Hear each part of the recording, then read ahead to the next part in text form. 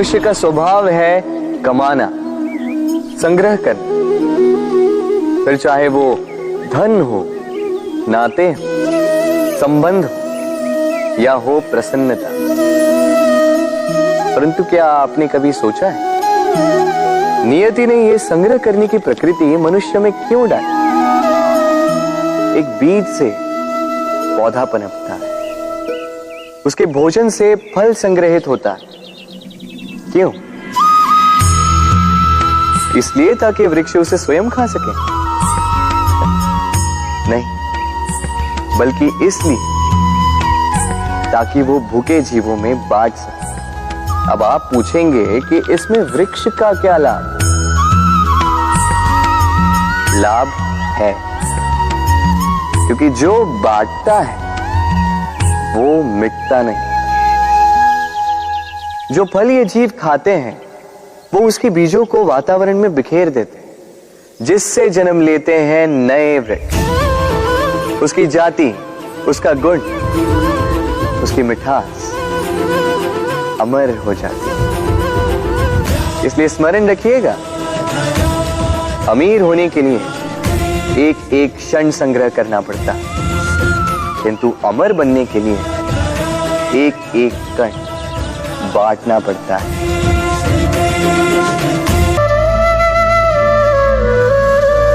कभी बरगद के वृक्ष को देखा है? कितना विशाल होता है। कभी कभी भय लगता है कि इन भारी डालों का बोझ ये तना सह भी पाएगा या नहीं। भय लगता है कि कहीं ये वृक्ष टूट कर न गिर जाए, किंतु नहीं। समय पड़ने पर शाखाओं से निकलने वाली ये बेलें धरती की ओर बढ़ती और फिर स्वयं जड़ बनकर इस वृक्ष को सहारा देती। इसी प्रकार जो परोपकार करते हैं, सत्कर्म करते हैं, उन्हें स्वयं के लिए चिंतित होने की आवश्यकता ही नहीं, क्योंकि उनके कर्म ढाल बनकर उनकी रक्षा करते हैं। इसीलिए जीवन में सहारे की नहीं, कर्म की चिंता कीजिए। राधे राधे।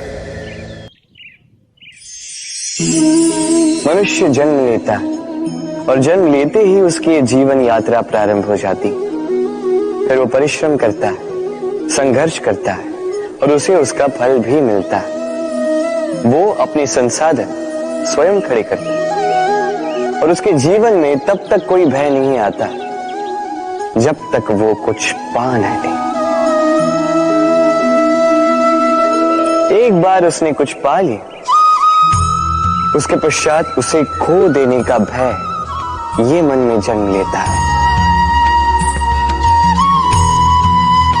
फिर वो भाग्य, ज्योतिष, प्रारब्ध इन्हें देखने पर विवश हो जाता। मैं आपसे एक प्रश्न करता हूं, आप इस संसार में जब आए क्या लेके आए थे जो आज खो दो? कुछ नहीं। आपके वश में आपके जीवन के केवल वो पल है जो आपके हाथ में, अन्य कुछ भी नहीं। आपके हाथ में है आपके कर्म, जो जीवन में भाग्य से निराश नहीं होते, जो असफलताओं से टूटते नहीं, वही इस जीवन में विजयी होते हैं। मुझे बताइए, जब आपके पास कुछ नहीं था तब आपने क्या किया? परिश्रम किया, संघर्ष किया और वो सब कुछ पा लिया जो आप पाना चाहते थे। तो आज सब पा लिया है तो भय किस लिए? क्या ये संसाधन आपको परिश्रम करने से रोकते हैं? नहीं।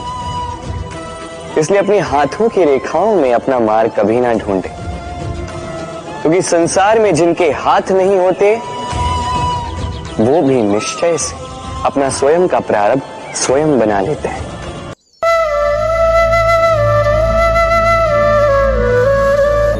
जब से मनुष्य का जन्म हुआ है जान पहचान का। और आज के युग में तो व्यक्ति का मूल्यांकन ही इस बात से किया जाता है कि इसकी पहचान किससे है, इसकी पहचान कहां तक है। क्यों? आपके आसपास भी ऐसे कई लोग होंगे जो पहचान की बल पर आपका काम बना लेते हैं। ऐसे कई लोग होंगे जो पहचान से काम पा लेंगे, धन अर्जित कर लेंगे, किंतु आप तनिक सोचिए, क्या ये ठीक है? पहचान से मिला काम आपके साथ तब तक रहेगा जब तक आपके उनसे मधुर संबंध हों। संबंधों में खटास आई और काम निकल गया हाथ से। तो अब क्या किया जाए? इसका उत्तर है काम। अपना काम पूरे मन से करो, अपना काम निश्चय से करो, क्योंकि पहचान से मिला काम अधिक समय तक नहीं टिकेगा, किंतु काम से मिली पहचान युगों युगों तक टिकेगी। राधे राधे।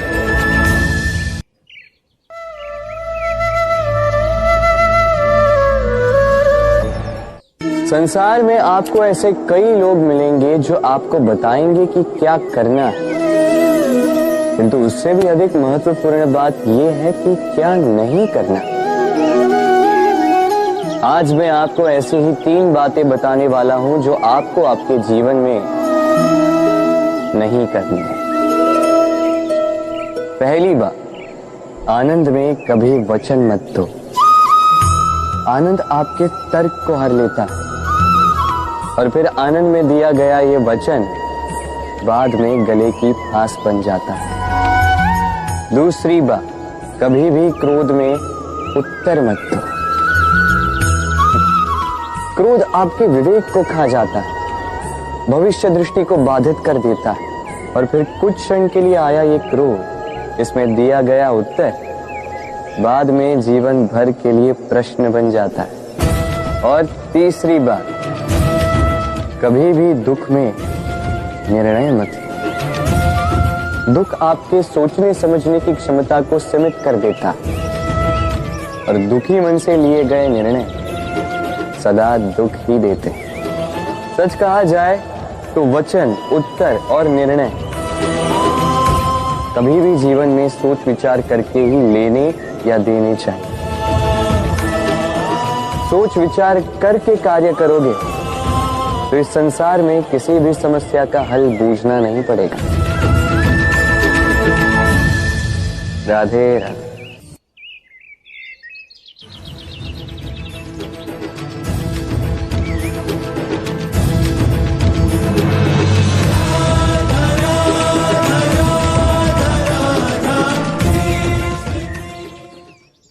कितना सुंदर पुस्तक है ना, सुंदर आवरण है,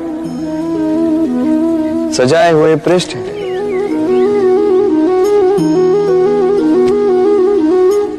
किंतु क्या ये सत्य में अद्भुत पुस्तक कहलाने की पात्र है? क्या इसमें जो लिखा है वो सत्य है, प्रेरणादायी है, हमारे लिए मूल्यवान है?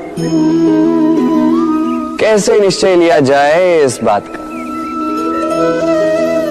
अब आप सोचेंगे कि सीधी सी बात है, आवरण को देख के पुस्तक की गुणवत्ता कैसे जानी जा सकती है? इसके लिए तो आपको उसे पढ़ना होगा, उसे समझना होगा, समय देना होगा,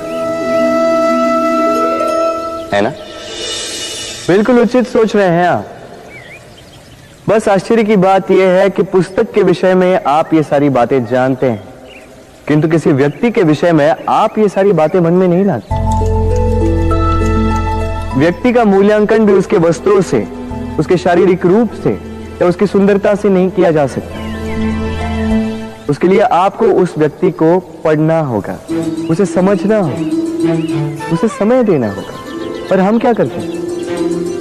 पहनावे, रंग, सुंदरता को देखकर आकर्षित हो जाते हैं, उसे प्रेम समझ बैठते हैं और आए दिन कोई ना कोई ये कहते सुनाई देता है कि उसकी प्रेम कहानी सफल नहीं हो पाई, उसे छल मिला। किंतु इसमें दोष किसी और का नहीं, स्वयं आपका है। आपने उस व्यक्ति को समय नहीं दिया, आपने उस व्यक्ति के विचार नहीं परखे। प्रेम 2 क्षण में बनने वाला पकवान नहीं है, इसका स्वाद चखने के लिए आपको जीवन भर का समय देना पड़ेगा। तो समय दीजिए, एक दूसरे के रूप से नहीं, आत्मा से जुड़ी, निश्चित ही मन प्रसन्नता से कह उठे। हमारे पास अक्सर बहुत लोग आते हैं कुछ को हम समय देते, कुछ का हम तिरस्कार करते, किंतु तिरस्कार कभी नहीं करना चाहिए। किसी व्यक्ति के आपके पास आने के 3 मुख्य कारण होते हैं: भाव, अभाव और प्रभाव। यदि कोई आपके पास प्रेम भाव से आए तो उसे प्रेम दे, सम्मान दे। यदि कोई आपके पास अभाव में आए तो उसकी आवश्यकता समझे और जितना हो सके स्वयं से उसकी सहायता करें। और यदि कोई आपके पास प्रभाव के कारण आए तो भी उसे समुचित सम्मान दे। स्वयं को भाग्यशाली समझें कि कोई आपके प्रभाव में है। किंतु तिरस्कार कभी नहीं। तिरस्कार जन्म देता है कुंठा को, और कुंठा किसी को भी आपका शत्रु बना देती। इसीलिए मित्र बनाएं, आनंद लें और मेरे साथ कहें राधे राधे। राधा की ये माला अचानक टूट गई, सारे मोती बिखर गए। राधा ने मुझसे कहा कि ये माला उसके लिए बहुत प्रिय है, ये मोती अमूल्य है, उसके लिए विशेष। अब मेरी राधा के लिए विशेष है तो मैं बैठ गया इस माला को ठीक करने के लिए। पहले मुझे बहुत समय लगा इन मोतियों को ढूंढने में, उसके पश्चात अब और समय जा रहा है इस माला में इस मोती को पिरोने के लिए। ठीक।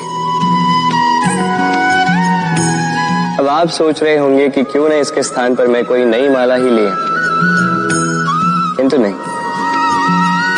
कोई नई माला राधा पर देखकर मुझे इतनी प्रसन्नता नहीं होगी जितनी वो माला देखकर होगी जो राधा को प्रिय, जो मेरी राधा के लिए अमूल्य। इसी प्रकार होते हैं हमारे मित्र, हमारे अमूल्य मित्र। तो किसी बात से यदि बात बिगड़ जाए, कहां सुनी हो जाए, किसी कारण से विचारों में अंतर पड़ जाए, तो उनसे दूर होना उपाय नहीं है, बल्कि प्रयास कीजिए कि उन्हें मनाकर पुनः प्रेम के बंधन में बांध दो, अपने पास रखो। क्योंकि ये बंधन, ये अमूल्य मित्र, इनका जीवन में महत्व कुछ और ही होता है। तो आइए मेरे साथ प्रेम से कहिए राधे राधे। संसार का सबसे बड़ा रोग कौन सा है? कोई कहेगा भूख, कोई कहेगा बुढ़ापा, कोई कहेगा ज्वर आदि इत्यादि। हम सदैव प्रयास करते हैं कि इन रोगों से हम दूर ही रहें।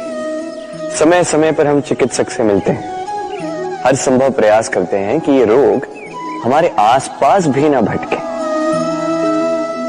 किंतु संसार का ये सबसे बड़ा रोग सदैव हमारे साथ ही रहता है, और इस रोग का नाम है भय। किसी भी बात का भय। लोग क्या सोचेंगे इस बात का भय। यदि मैंने ये किया तो क्या होगा इस बात का भय। यदि मैंने ये नहीं किया तो क्या होगा इस बात का भय, आदि इत्यादि। देखा जाए तो प्रत्येक व्यक्ति के मन में एक भय है जो उसे पीड़ा देता है। अब ये भय करता क्या है? आपकी शक्ति को, आपके आत्मविश्वास को, आपके व्यक्तित्व को मिटा देता है। स्मरण रखिएगा, यदि आप अपना भाग्य स्वयं बनाना चाहते हैं तो सर्वप्रथम भय मुक्त हो जाइए। अब स्वयं देखिए कैसी विचित्र सी बात है, जो अब तक हुआ नहीं है उसको लेके हम इतना भयभीत होते हैं कि वर्तमान में स्वयं को पीड़ा देते हैं। इसीलिए जो अब तक हुआ नहीं है उसकी चिंता मत कीजिए। हाँ, जो हो चुका उसकी समीक्षा अवश्य करें, उससे सीखें अवश्य और जीवन में आगे बढ़ें। अभी के लिए निर्भय होकर मेरे साथ प्रेम से कहें राधे राधे।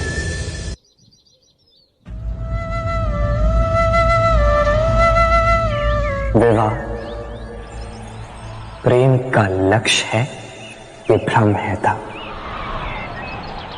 और इसीलिए मनुष्य सदैव ये भूल कर बैठता है, सोचता है कि विवाह ही प्रेम का लक्ष्य है।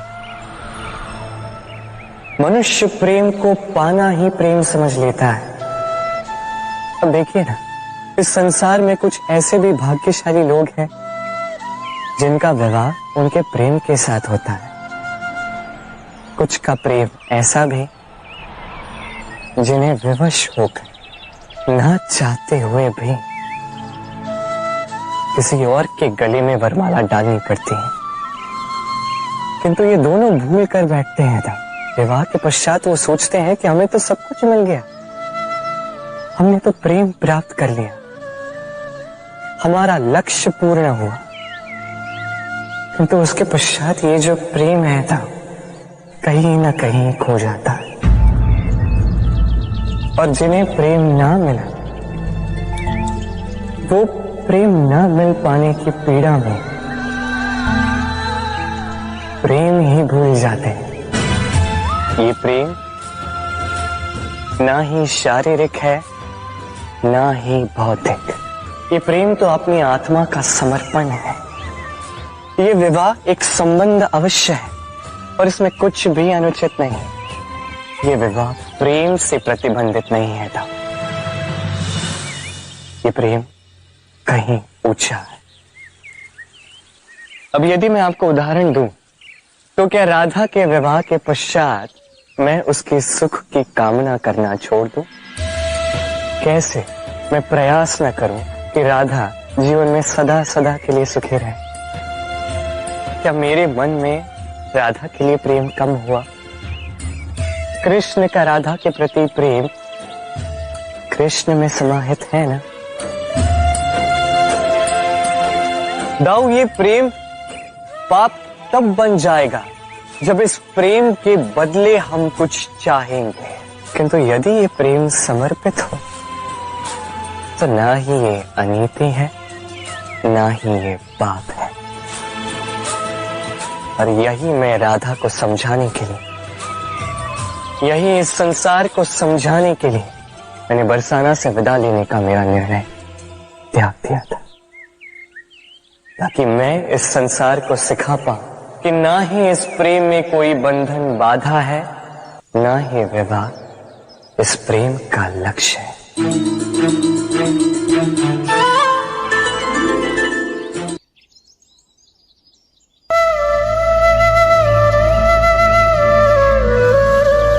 हम मनुष्य साथ रहते हैं, आनंद पीड़ा मिलजुल कर बांटते हैं, समय पड़ने पर सहायता देते हैं, सहायता लेते भी हैं। किंतु क्या सदा सहायता लेना उचित है?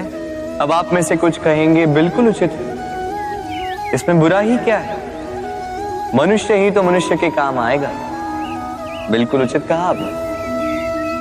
किंतु सदा के लिए सहायता लेना उचित नहीं है। कारण यदि बात बात पर सहायता लेने का अभ्यास हो गया तो आप स्वयं दुर्बल होते जाएंगे। स्वयं का एक मार्ग बनाना छोड़ आप बात बात पर दूसरों से सहायता मांगे। दूसरी बात, सहायता के साथ जुड़ा आता है उपकार का भार। तो जिससे सहायता ली है उसके समक्ष झुककर रहना होगा। इसीलिए संकट में भी सोच विचार करके सहायता लें, क्योंकि संकट तो कुछ दिनों पश्चात निकल जाए, किंतु उस उपकार के ऋण का भार जीवन भर आप पर रहे। राधे राधे।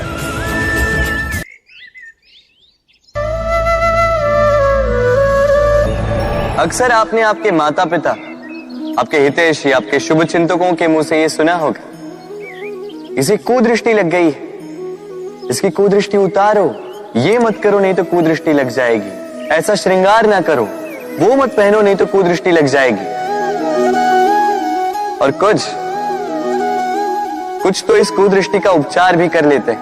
मिर्च का धुआं जलाते हैं, तेल की बाती से कुदृष्टि उतारते हैं, काला टीका लगाते हैं, क्या क्या करते हैं, उचित है। किंतु मैं कुदृष्टि को नहीं मानता। मैं मानता हूं कि यदि आपका मन अच्छा हो तो कोई भी कुदृष्टि आपको किसी भी प्रकार से हानि नहीं पहुंचा सकती। आंधियां भी केवल उन्हीं घरों में धूल भर पाती है जिन घरों में खिड़कियों के पर्दे दुर्बल होते हैं। बवंडर भी केवल उन्हीं दीवारों को गिरा पाते हैं जो नींव से कमजोर होते हैं। और आपके व्यक्तित्व की नींव है आपकी सोच, आपका दृष्टिकोण।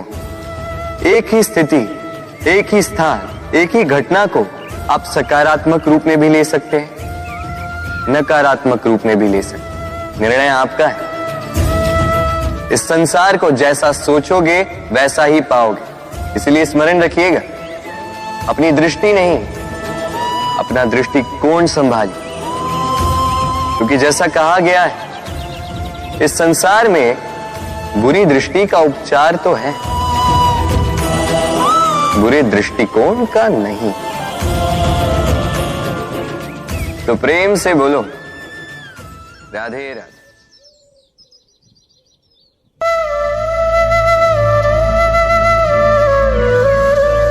लोग सदैव मुझसे ये प्रश्न करते रहते हैं कि मित्रता का मतलब क्या है, इस प्रेम का मतलब क्या है।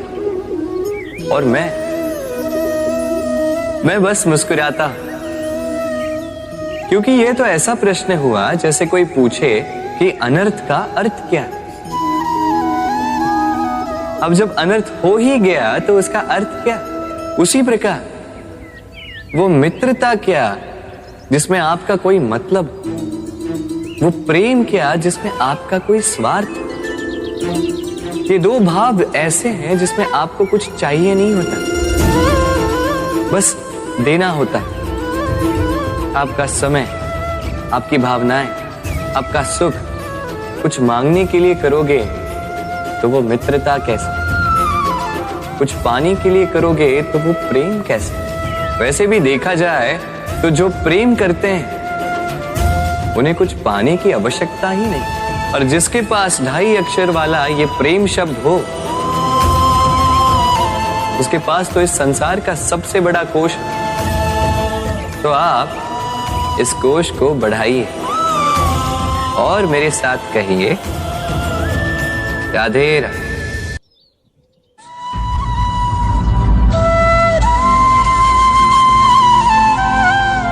मुझे एक बात समझ नहीं आती, स्त्री को ऐसा क्यों लगता है कि उसकी रक्षा करने के लिए पुरुष का होना आवश्यक है? क्या स्त्री स्वयं की रक्षा नहीं कर सकती? मुझे एक बात बताओ राधा, क्या तुम अपनी रक्षा करने में सक्षम नहीं थे?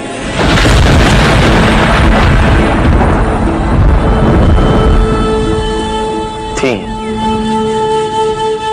तुमने अच्छे से स्वयं की रक्षा की, केवल स्वयं की ही नहीं, साथ ही अयन के भी प्राण तुमने बचाए हैं राधा।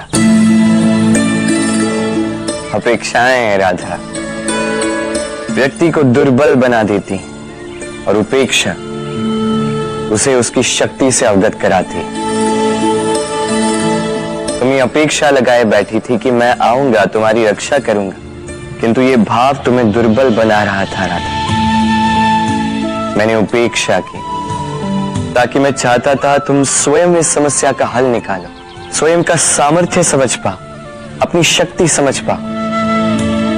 समझ लो ये बात कि तुम्हें स्वयं के प्राणों की रक्षा करने के लिए किसी कृष्ण की आवश्यकता नहीं है। वो तो मैं समझ गई हूँ कृष्ण। फिर क्यों तुम ये अपेक्षाएं लगाए बैठी थी कि मैं तुम्हारे प्राणों की रक्षा करने आऊंगा राधा? क्योंकि तुम्हें ऐसा नहीं लगा कि तुम इस संकट का सामना करने योग्य हो, कि तुम में इतना सामर्थ्य है। किंतु मुझे तुम्हारे सामर्थ्य पर, तुम पर पूर्ण विश्वास था, पूर्ण विश्वास है राधा। मैं जानता था तुम सशक्त हो, मैं जानता था तुम इसका सामना कर सकती हो।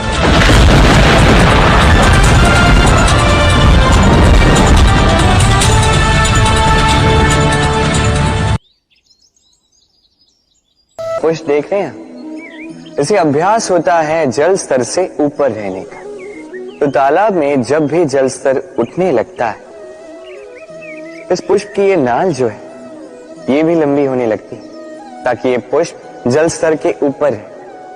किंतु जैसे जैसे तालाब का यह जल स्तर घटने लगता है, इसकी नाल स्वयं को छोटा नहीं कर पाती और ये पुष्प स्वयं के ही भार के कारण टूटकर गिर जाता है। अब यही हमारे साथ भी होता है। जैसे जैसे जीवन में हमें सफलता मिलती है, हमारे जीवन का ये स्तर बढ़ता जाता है, और जब संसाधन कम होने लगते हैं, हम इस जीवन के स्तर को छोड़ नहीं पाते और अंततः इस दिखावे के बोझ के कारण दब कर यहीं समाप्त हो जाते हैं। इसलिए यदि कुछ रखना है तो विचार है, साधारण रूप से जीवन जीना सीखिए। समय का यह चक्र कभी आपको मात नहीं दे पाए। राधे राधे।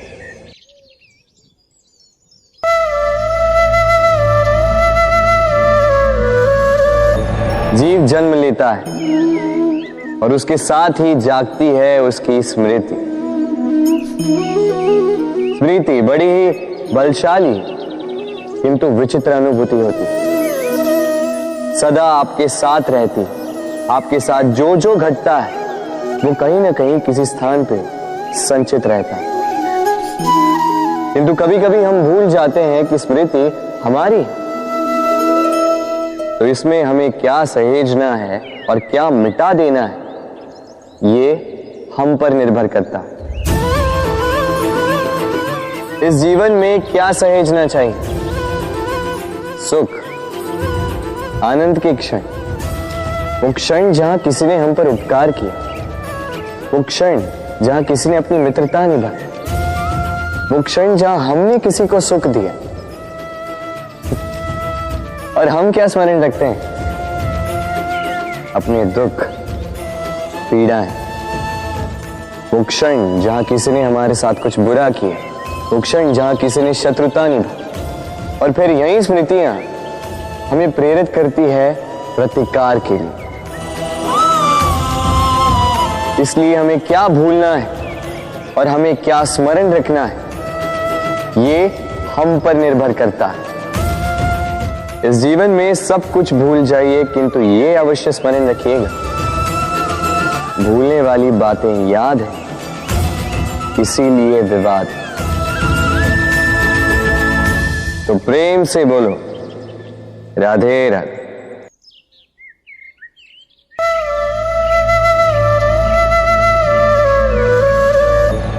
उड़ना किसे नहीं भाता, सफलता के आकाश पर सवारी करना कौन नहीं चाहता। सब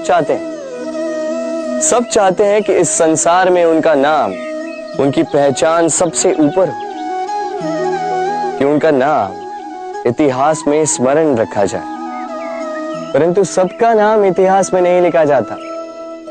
कुछ लोग नाम पाकर भी बेनाम रह जाते हैं। क्यों? क्योंकि वो धरातल से नाता तोड़ देते हैं। भूल जाते हैं ये बात कि उड़ान पूर्ण होने के पश्चात धरातल ही उन्हें विश्राम देगा, कि उनके कारनामों पर तालियां बजाने वाले, उनकी प्रशंसा करने वाले धरा पर ही रहते हैं, और धरती पर रहने वाले लोग ही इतिहास लिखते हैं। तो सफलता का आकाश नापिए, पर अपनों से, उन लोगों से मत कटिए जो आपकी इस सफलता का आधार है। तभी इतिहास में नाम होगा और तभी आप भविष्य में प्रसन्न रहेंगे। राधे।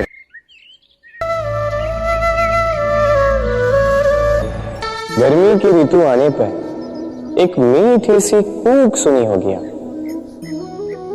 मन में बैठ जाती है। कोयल की कूक, बड़ी मीठी, बड़ी प्यारी। वैसे एक और पक्षी है जिसका स्वर बड़ा ही मीठा है, हमारे घर के आसपास ही होता है। हरियाला रंग, लाल चोंच, ठीक पहचाना आप, तोता। ये दोनों ही पक्षी हमारे लिए बहुत प्यारे हैं, मन को शांति देते हैं, किंतु इन दोनों में बड़ा अंतर। कोयल बने उपवनों में स्वतंत्र रहती है, तोता कई बार हमारे घर के पिंजरे में बंधा हुआ पाया जाता है। क्यों होता है ऐसा, कभी सोचा है आप? क्योंकि कोयल अपनी बोली बोलती है, तोता किसी और की बोली की नकल करता है। जो अपने विचारों पर दृढ़ रहते हैं, अपनी आत्मा की सुनते हैं, वही करते हैं और वही बोलते हैं, वो इस संसार में स्वतंत्र रहते हैं। जो किसी और का कहा करते हैं बिना आत्ममंथन के, वो बंदी हो जाते हैं, कभी पिंजरे के तो कभी विचारों के। तो क्या बनना चाहेंगे आप, कोयल या तोता? निर्णय आपका।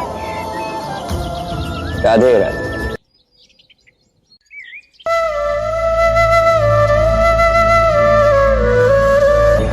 हम में से कई लोग इस विषाद से ग्रस्त रहते हैं कि हमें हमारे जीवन में अपेक्षित सुख सुविधा कभी प्राप्त ही नहीं हो, क्योंकि हमारा भाग्य ही यही है, क्योंकि हम ऐसे परिवेश में जन्मे हैं। किंतु क्या आपका जन्म आपका प्रारब्ध निश्चित करता है? कुछ सीमा तक करता है। जैसे वर्षा की बूंद जब बादलों से जन्म लेती है तो उसका प्रारब्ध होता है धरा पर गिरना, किंतु वो धरा पर कहां गिरती है ये निश्चित करता है कि उसका भविष्य क्या होगा। केले के पत्ते पर गिरे तो कपूर बन जाती, सीप के मुख में गिरे तो मोती बन जाती, विषधर पी जाए तो विष बन जाती। बूंद एक ही, प्रारब्ध तीन। तो प्रारब्ध हमारा जन्म नहीं, हमारा चयन निर्धारित करता है। इसलिए अपना चयन सोच विचार करके करें। राधे राधे।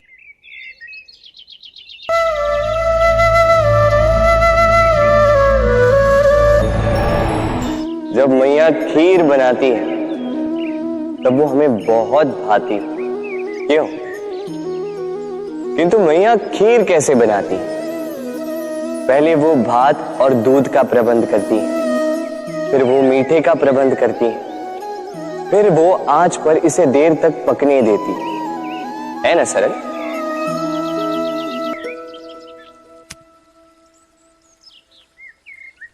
इतना भी सरल नहीं। इस जीवन में आनंद की खीर चखने का भी यही तरीका है, किंतु इसमें समय बहुत लगता है। शुद्ध श्वेत दूध जैसे भावों में, कभी न टूटने वाले संबंधों में प्रेम की मिठास मिलाकर जब प्रयास और परिश्रम की आंच पर देर तक पकाया जाता है, तब बनती है आनंद रूपी खीर।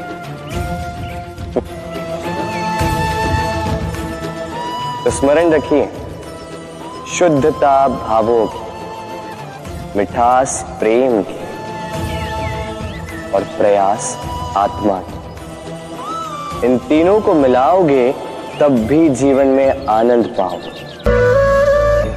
मनुष्य जब जन्म लेता है और मनुष्य जब इस संसार को छोड़कर जाता है, इसके मध्य का काल जीवन कहलाता है। और इस जीवन में संघर्ष तो करना ही पड़ता है, कभी शिक्षा के लिए, कभी काम के लिए, कभी वास्तविक युद्ध करना पड़ता है। किंतु इस संघर्ष का सामना करने के लिए प्रकृति ने हमें एक और गुण भी भेजा है, प्रयास। कभी किसी छोटे बालक को देखा, न कुछ बोल पाता है ना कुछ समझ पाता है, किंतु अपने घुटनों के बल पर समस्त आंगन नापने का प्रयास करता है। खड़ा होता है, गिरता है, फिर खड़ा होता है, और अंततः वो चलना सीख ही जाता है, क्योंकि वो अपने मन से नहीं हारता। जीवन में युद्ध क्षेत्र कई आएंगे, कभी कभी हार का सामना भी करना होगा, किंतु हारता केवल वो है जो मन से हार जाता है। इसीलिए कहते हैं युद्ध रणभूमि से पहले मन भूमि में लड़े जाते हैं। मैदान में हारने वालों को कई अवसर मिलते हैं, किंतु मन से हारने वालों को नहीं। राधे राधे, राधे राधे, राधे राधे।